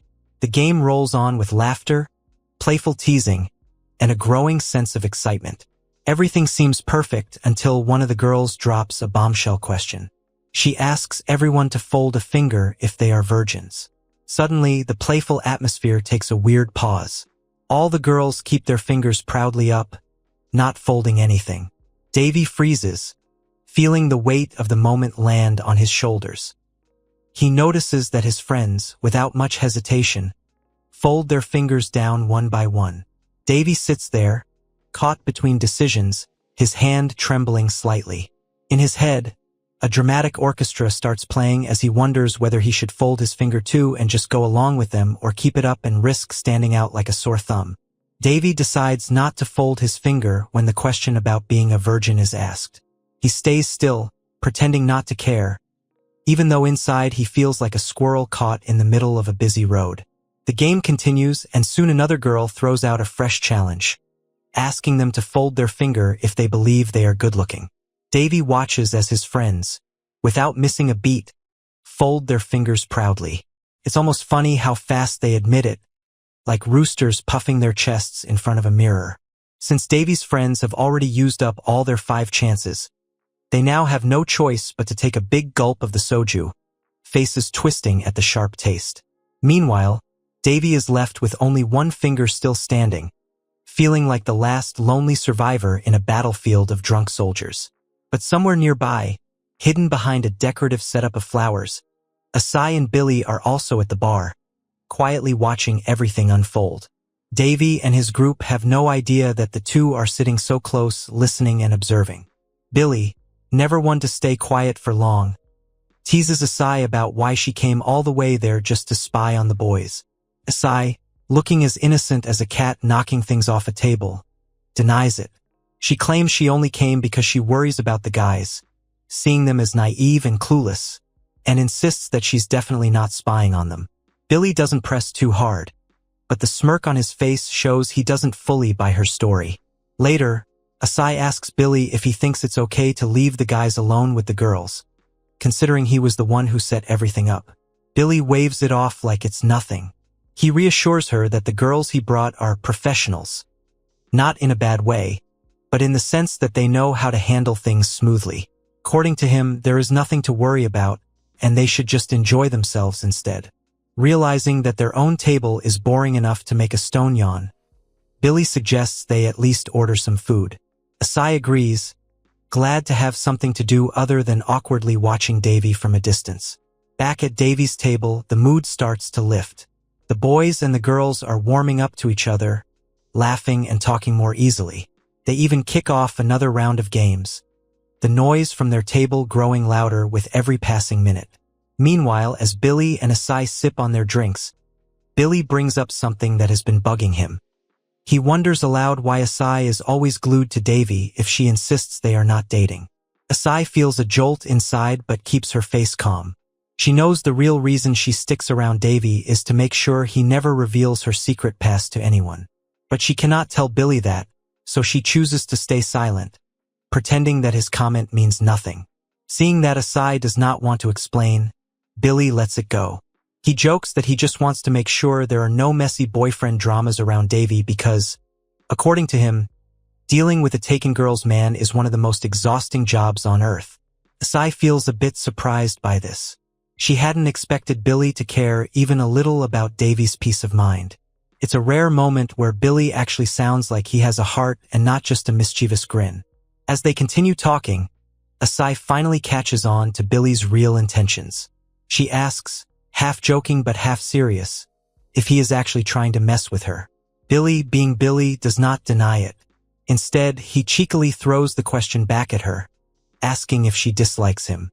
Asai does not give him a straight answer. Her mind is a bit of a mess.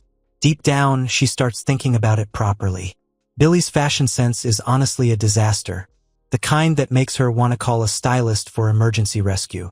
But his face is not bad at all, and there is something about the way he moves and talks that shows he has experience.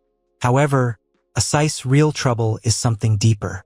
She knows that no matter how charming or experienced Billy might be, no one has ever been able to stir up her emotions the way Davy does.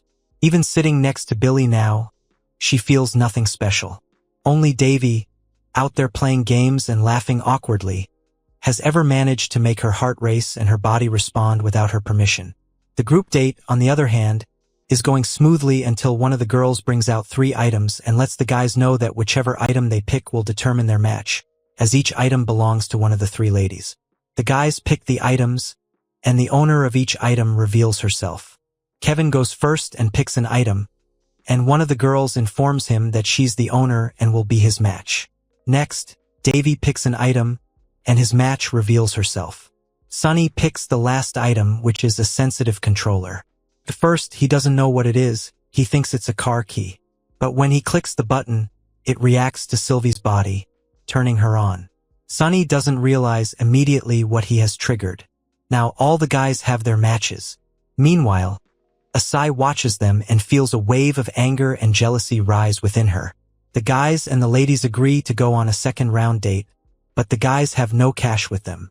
They decide to borrow some money from Billy to cover the expenses, which Billy gladly gives to them.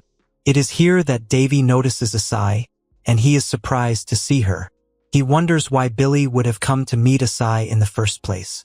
As soon as Asai sees Davy, she decides to act like she's interested in Billy, complimenting him as a handsome guy right in front of Davy to try to make him jealous. However, Davy doesn't get jealous at all.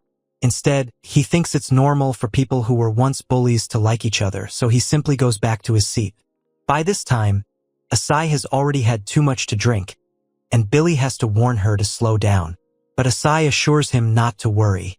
Not long after, she falls asleep from the alcohol, her head resting on Billy's thigh, which shocks him. The ladies suggest heading to a karaoke for some dancing. Meanwhile, Davy's partner, Natalie, is already getting along with him and is eager to do more.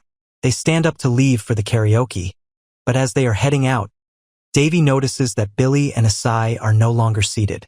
He wonders where they could have gone, but then assumes they might have gone to their second round of partying as well.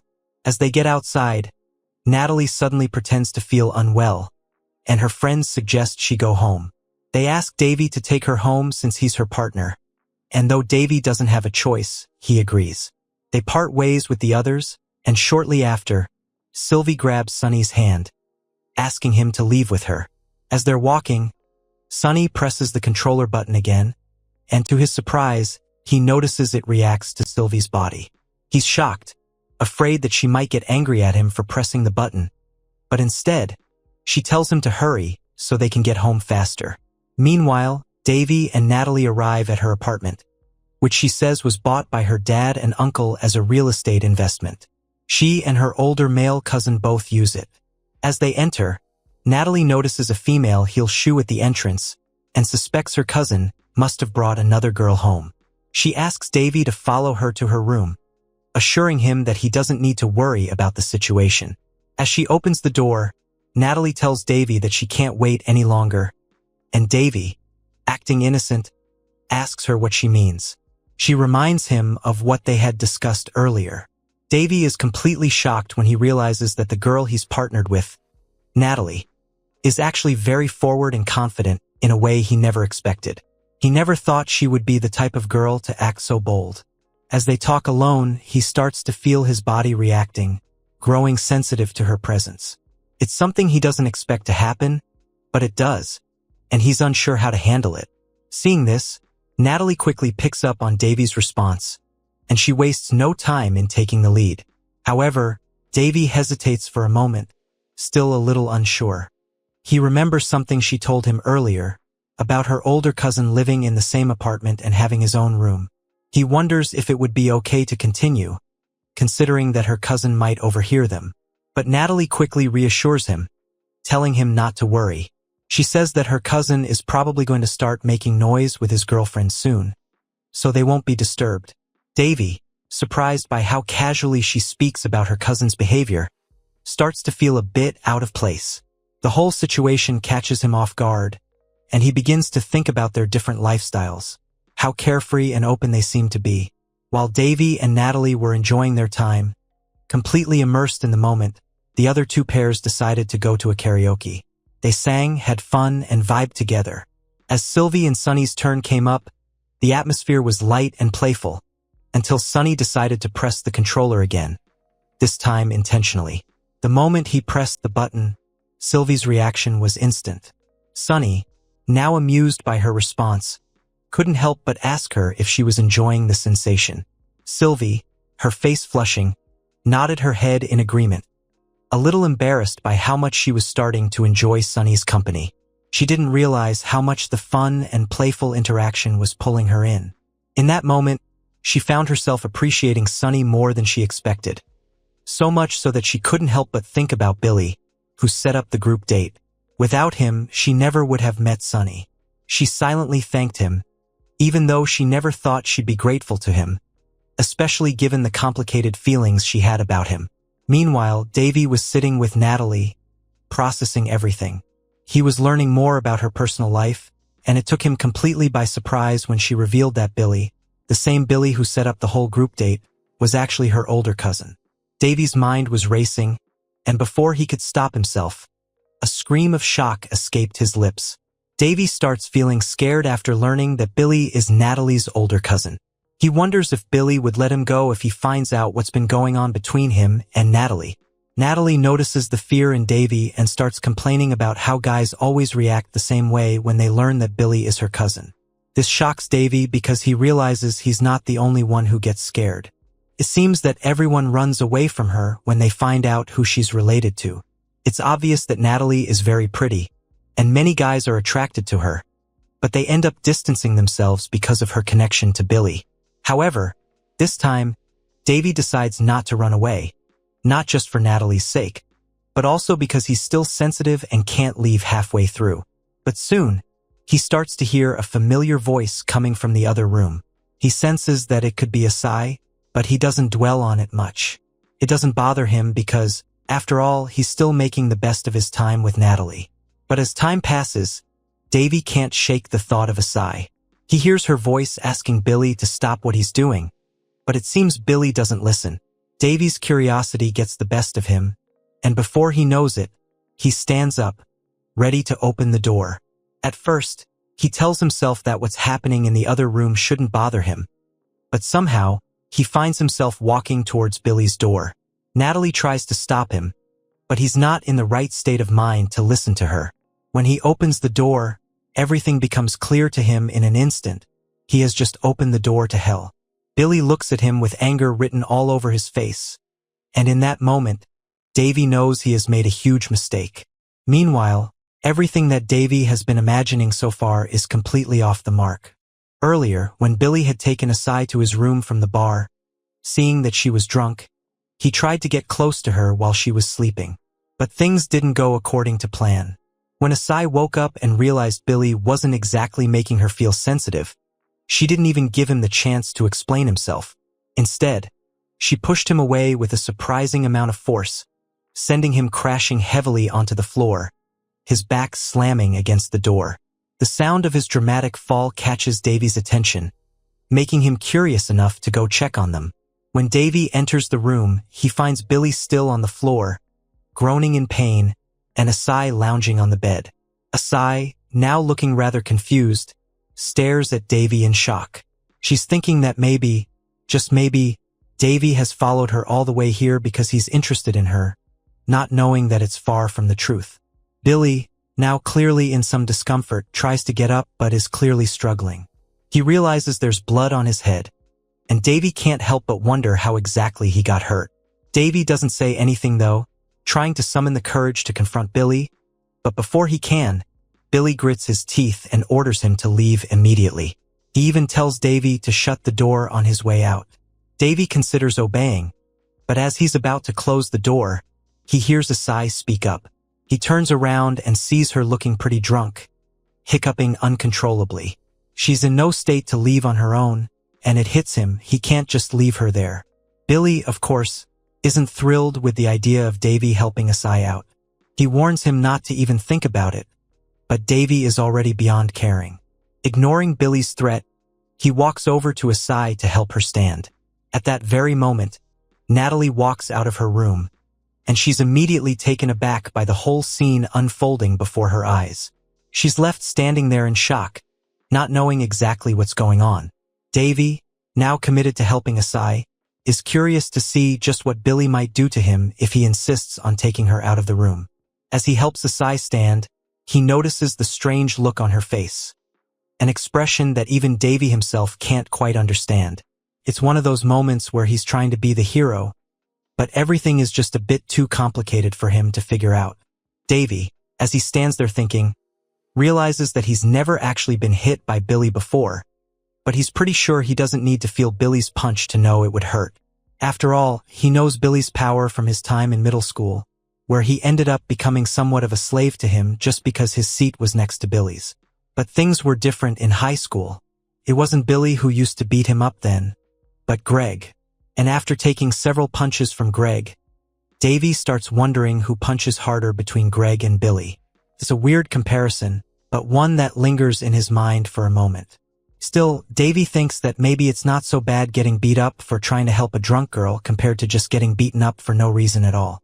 It's a strange way to look at things, but it's his reality now. With a deep breath, he gathers the courage to confront Billy, even though a part of him wonders if Billy might just end him right there. Surprisingly, Billy doesn't react as harshly as Davy expects. Instead, he just tells him to leave with Asai, adding that he can't sleep with her because she has hiccups. This is Davy's moment to slip away before Billy changes his mind.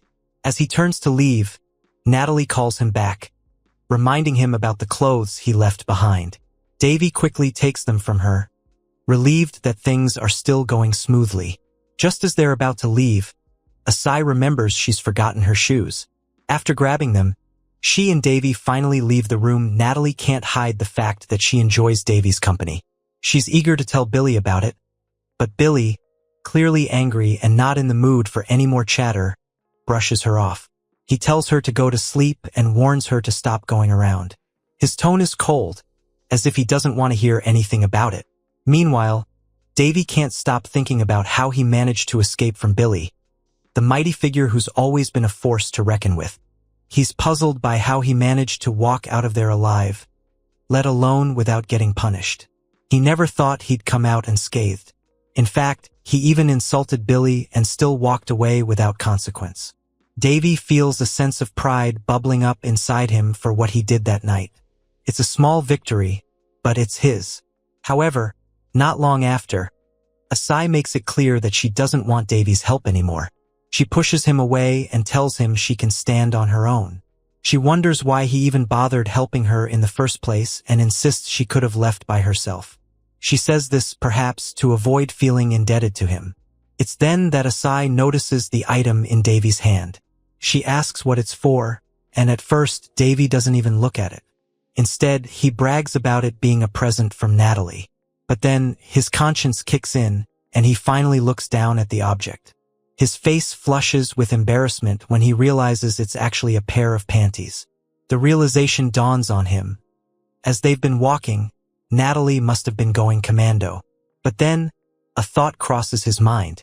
He starts to realize that his reaction has less to do with her and more to do with how he feels. After standing up to Billy, Davy feels a sense of fearless confidence, something that's shifted his perspective. It's not just that he isn't scared of Asai anymore. It's that not being afraid of her is making him see her differently, as a woman, not just someone who's always held power over him. Davy remains unsure of himself, trying to convince himself that it's impossible. He thinks it's just his desires acting up. After all, nothing happened with Natalie, so this must be some lingering feeling. Asai notices his gaze, and she insults him for peeping. He quickly turns around, denying any wrong intention, though his thoughts betray him. He can't shake the feeling of being drawn to the situation, especially when nothing unusual occurred earlier with Billy. Meanwhile, Asai wonders why she's reacting the way she is.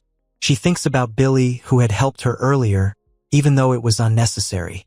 He's always kind to all the girls. Yet she feels a strange disconnect. She starts to wonder if Davy's interest in her, even just a little, could change everything.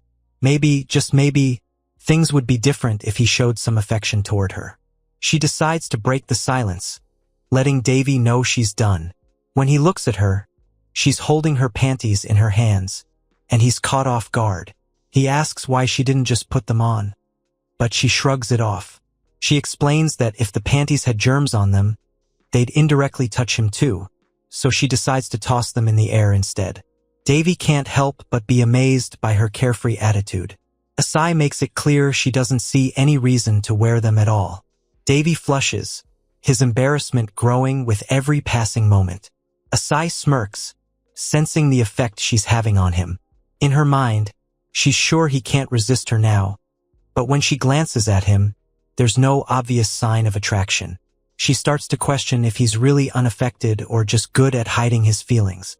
With a playful attitude, Asai turns away and heads toward her room to sleep. Davy follows behind, careful to keep his distance, not wanting to be caught showing any sign of weakness. He can already imagine the teasing he'd endure if she found out what he was thinking.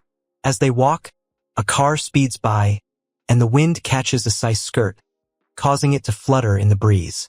Davy notices that he's becoming more sensitive the longer he's around Asai, and he starts to worry about what she would do if she ever found out. After all, he remembers how easily she had hurt Billy before, and if she could do that, what would stop her from doing the same to him? He figures it's better to keep his reactions hidden and avoid getting caught by her. As Asai walks ahead of him, the breeze picks up, and her mini skirt flutters in the wind. Davy is caught off guard when he sees her underwear. He's so shocked that he can't stop himself from shouting, which immediately grabs Asai's attention. She turns to look at him, and he stammers out an explanation, pointing at her skirt and mentioning the wind. Asai barely reacts, casually pulling her skirt up just a little, almost as if she's daring him to keep noticing. Davy tries to look away but can't. The breeze keeps playing with Asai's skirt, and each time it flutters up, it feels like she's teasing him. At some point, Asai seems to realize what's happening. She begins adjusting her skirt even more, drawing attention to her legs on purpose. She notices Davy's gaze lingering, and a smirk plays on her lips. She starts to enjoy the effect she has on him, subtly pushing him further with her actions. Just then, a man appeared from behind, getting close before Davy could notice. He quickly warned Asai to stop what she was doing, and she, surprised, quickly adjusted her skirt to cover herself. After the man passed, Davy noticed he had been on his phone for a while, so he reassured Asai that the man probably hadn't noticed anything. In an attempt to thank Davy for his concern, Asai adjusted her skirt in a way that was more noticeable to him. Davy felt embarrassed, and his reaction caught him off guard. Asai, noticing his discomfort, didn't seem to know how to respond but continued as if nothing significant had happened, asking Davy why he would act so openly on the street. Davy, still embarrassed, couldn't answer and wondered where all the confidence he had when speaking to Billy had gone. Seeing that Davy was uncomfortable, Asai led him into a nearby alley. At first, Davy was anxious, not sure what she intended, but once they were safely out of view, Asai covered his mouth to prevent him from making any noise. She explained that she had brought him there to avoid being seen by others. Davy was surprised by her concern for him, realizing that Asai was acting in a way he hadn't expected. After a moment of thought, Asai tried to think of a way to help Davy calm down. She asked if there was anything she could do to make him feel better. Davy feels a wave of shock and confusion as he realizes that Asai is actually willing to get closer to him. The day has turned into evening, and there aren't many people around, but now and then, a car passes by in the alley where they stand. He can feel his nerves rising. This is not just anyone. This is Asai, the same girl who has knocked out every guy who tried to get close to her. Now, he's about to be in a situation where he has no idea what she will do.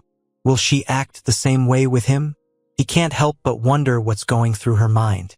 For a moment, Asai is deep in thought, remembering the first time she saw Davy. It was at the freshman welcome party, and she was surprised to see him there. She never thought she'd see him again, but here he is, standing in front of her. To her surprise, over the course of just 1 year, Davy has transformed into a popular guy, someone the girls are all interested in. She realizes that his reputation isn't just about his looks. He's also incredibly smart, and that's something she admires. As they start to talk and get closer, everything is interrupted by a guy who suddenly appears in the alley. He seems curious about what they're doing, his eyes lingering on them. Both Davy and Asai freeze, shocked to be caught in such an unexpected situation. To their surprise, the guy wasn't even talking to them, but instead, he was speaking to someone on an earpod. Asai and Davy slowly realized this and breathed a sigh of relief. They decided to stay as still and quiet as possible, hoping he wouldn't notice them. The last thing they wanted was to draw attention. The situation felt tense, but they figured it would be best to wait it out until the guy moved on.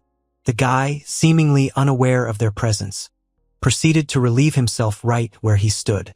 Asai felt a bit awkward, especially since this was the first time she had ever been in a situation like this. Despite her unease, she couldn't deny that there was a part of her that enjoyed the excitement. Still, she decided to keep her feelings to herself, not wanting Davy to know it was her first time in such an odd situation. They continued to stay silent and waited, hoping the guy would leave soon. But after finishing his business, he didn't walk away. Instead, he continued his call, making it even harder for Asai and Davy to move. They both listened as the guy spoke, mentioning that he wanted to deal with Greg. Davy couldn't help but hope it wasn't the Greg he knew, as the name immediately brought a sense of unease. Asai, trying to get a better understanding of the situation, began to focus on the guy's voice. It was familiar, and as she tried to recall where she had heard it before, a thought crossed her mind. She wasn't able to see the guy clearly in the dim light, but she felt like she knew him from somewhere. After a while, the guy's attention shifts to them, and he finally notices. His surprise is evident as he can't believe they are out there in the alley without their underwear. He seems curious, wanting to see their faces, but both Asai and Davy quickly react. Without hesitation, they bolt toward a nearby corner, trying to escape. The guy, startled, chases after them for a moment, but by the time he catches up, Asai and Davy have already managed to get their underwear back on. They quickly move toward the street, hoping to blend back in with the crowd. As they walk, Asai turns to Davy and asks if he will be okay without a belt on his trousers. Davy, not wanting to draw attention, reassures her not to worry about it.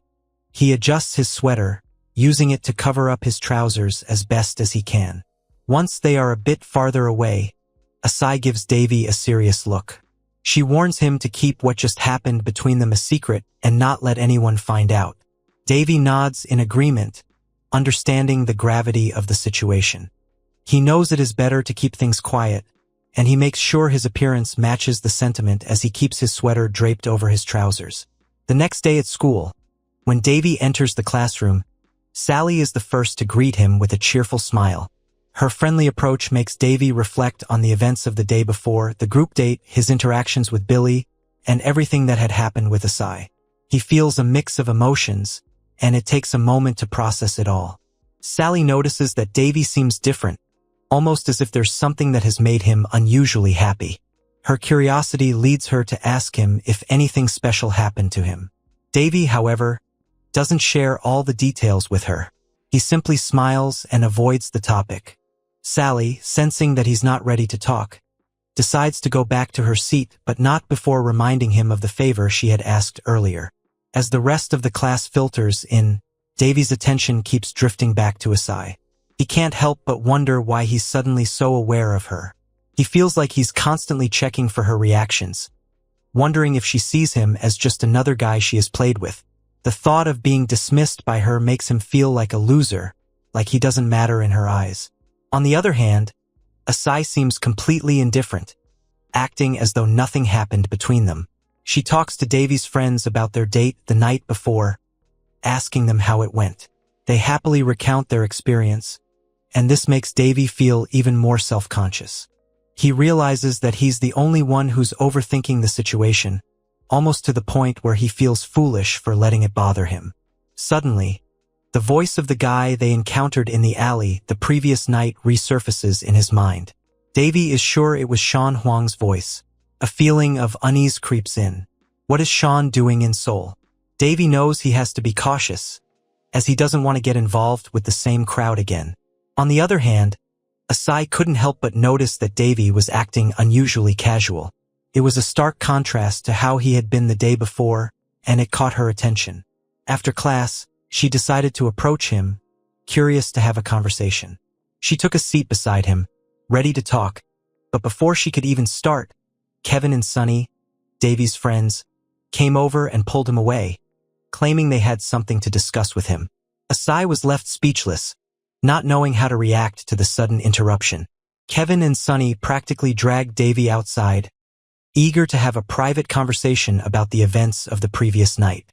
They made it clear that they couldn't talk about what had happened in front of Asai. Davy, still processing everything, was taken by surprise and asked them if they hadn't gone for a second round of their date. To his surprise, they told him they had split up after that. Sunny shared that he had enjoyed his time with Sylvie, but when it came to Davy, he simply said that his experience with Natalie was good, leaving out the details. He didn't want to share too much with them and made it clear that there wasn't much to tell. However, Kevin, sensing something more, asked about Asai. Davy froze for a moment. He hadn't expected them to bring up Asai, especially considering what had happened between them. He felt uncomfortable and didn't know why they were asking about her. It was a question that made him uneasy, and he found himself at a loss for words. Davy turned to Sunny, puzzled by his comment, and asked what he meant. Sunny shrugged and explained that while Davy and Asai might not officially be a couple, they certainly seemed close. Because of that, no one had dared make a move on Asai. Davy mulled over this, realizing it might be true from the perspective of others. He knew that people often assume things based on appearances, but it made him wonder about his own connection with Asai. Kevin, sensing a change in the atmosphere, casually mentioned that they had dragged Davy out for a group date, but they were starting to worry about Asai. They felt bad for her, but Davy reassured them not to worry. He told them that Asai was fine, but Kevin and Sunny seemed to think that Davy was just acting cool, masking any concern he might have had. As they continued walking, Davy found himself deep in thought, reflecting on his complicated relationship with Asai. They had once been on opposite sides, bully and bullied, but now things felt different. What were they now? He wasn't sure, and the thought lingered in his mind. More than anything, he wondered how Asai saw him now. Did she see him as the same guy she had once tormented? Or had things truly changed between them? The sound of Asai's voice snapped him out of his thoughts as she nagged at him for leaving her alone in class. The class began, but Davy couldn't stop thinking about her. He wondered if Asai had ever truly felt comfortable leaving behind her past as a bully. Was it easy for her to cut ties with her old friends, the ones who had once been her allies in bullying others? And now, she found herself face to face with him, her former target, only to be tangled up in this strange dynamic. As they left the class, Kevin and Sunny were chatting away, walking ahead of them. Davy noticed Asai's sudden change in direction. She pulled him into an empty lecture room, and they both glanced behind them. Kevin and Sunny noticed that Davy and Asai had disappeared. Kevin and Sunny walk into the empty classroom, expecting to see both Davy and Asai, but find only Asai sitting alone. Her face looks slightly flushed, catching their attention immediately. They approach her, their expressions filled with concern. Asai, noticing their worry, simply offers a small nod, silently assuring them that she will be fine after getting some rest. As they prepare to leave the room, Kevin glances around and wonders about Davy's whereabouts. Asai, still composed, gestures slightly, indicating that Davy has already left on his own. Kevin and Sunny assume he must have gone to the bathroom, accepting the explanation without asking further. Later that evening, in his room, Davy receives a package filled with herbal medicine as usual, but this time, his high school yearbook is included as well. Curious, he flips through the pages, wondering which class Asai had belonged to. His eyes land on her picture, and he notices she had been in the same class as Senna. Though Asai alone does not have the typical appearance of a bully, standing next to Senna, with her bleached hair and tough look, they both give off the impression of a notorious pair. The thought crosses Davy's mind that this could be enough evidence to expose Asai and possibly get her removed from the school. Yet, as he continues staring at the photo, hesitation creeps in, and he finds himself unable to follow through with the idea so easily. The next day, Davy sits quietly in a lecture room, reflecting on how he has never been the kind of guy who knows how to make friends with girls. He realizes he does not even have Sally's phone number. However, he recalls that Sally usually arrives a little earlier than Asai for class. Just as he thinks this, Sally walks into the room. Seeing an opportunity, Davy approaches her and mentions that he wants to show her something after school related to the favor she had asked for earlier. Before they can speak any further, Asai and Davy's friends arrive, filling the room with chatter. Davy quickly whispers to Sally that they will continue their conversation later, prompting her to quietly step away. Asai, however, notices their brief exchange and approaches Davy, casually suggesting that he might be dating Sally. Davy, caught slightly off guard, simply shakes his head, making it clear that nothing of that sort is happening. Later, Davy and Sally meet at the stairway and quietly agree to see each other after school to discuss the matter they had postponed earlier. Feeling satisfied with the plan, Davy turns back toward the lecture rooms but stops in his tracks when he notices Asai standing at the corner. It becomes clear that Asai must have overheard part of his conversation with Sally. Davy feels a wave of panic but quickly reassures himself since he did not reveal anything important, especially not the secret between him and Asai. He reasons that Asai has no reason to be upset with him, especially since they are not in any sort of relationship. Meanwhile, Asai stands there with an unreadable expression. She silently acknowledges that Davy is free to do whatever he wants. However, deep inside, she decides that if he wishes to continue moving around so freely, there will be a small condition he must accept. Davy later meets up with Sally on the street as planned. Sally, smiling as usual, suggests they grab a meal first before getting into anything serious. Davy agrees, although part of him remains distracted, knowing that Asai's earlier condition is still hanging over his head. It turns out that Asai's condition is not something major, but rather her insistence on tagging along to eavesdrop on whatever conversation Davy has with Sally. She argues that she cannot fully trust him yet and needs to be sure he does not go around exposing her past behind her back. To add pressure, she threatens to post an embarrassing photo of him in the class group chat if he refuses. Feeling cornered, Davy has no choice but to agree to her terms. After they finish their meal, Davy and Sally continue on, eventually arriving at a motel. Sally tries her best to stay calm, not wanting to show that it is her first time stepping into such a place. She fears that if she looks too nervous, it might make Davy feel uneasy too. Trying to keep things casual, they both quietly head toward the room they booked. After they finish their awkward encounter at the motel, Davy is seen hurrying away, calling back that he will see Sally in class. Meanwhile, Sally watches him leave with an irritated look, feeling slightly annoyed that he did not even bother to walk her to the subway station. Later, Davy is on the train, staring at a text from Asai. Along with the message, she had sent a picture of him looking flustered and demanded that he meet her at the dorm benches within 30 minutes. Stress and urgency rise within him as he worries whether he can make it in time. He ends up running the moment he gets off the train and reaches the benches, panting but relieved to see Asai still waiting. Without wasting time, Asai asks for the yearbook. Davy hands it over, and she quickly flips through the pages to find her picture. However, she notices right away that the photo has been slightly edited. Davy casually explains that he thought the original photo looked a little off, so he made some adjustments. Asai begins to feel suspicious. She wonders why Davy would edit it instead of using it to expose her. Realization dawns on her, and she questions him about why he showed Sally her picture. Davy, caught off guard, nervously explains that Sally is curious about her because she wants to get closer and maybe become friends. He adds that Asai does not seem to hang out with her old bullying group anymore, so making a new friend like Sally might not be a bad idea. Asai, surprised by his observation, asks how he could know so much about her. Davy responds that they have been around each other often enough, so of course he notices. Hearing that embarrasses Asai, and Davy continues, telling her that since she has managed to settle into her new life, it would be good to build new friendships to match that. Just then, the sound of some girls chatting nearby catches their attention. Instinctively, both Davy and Asai duck behind the small space where they are sitting.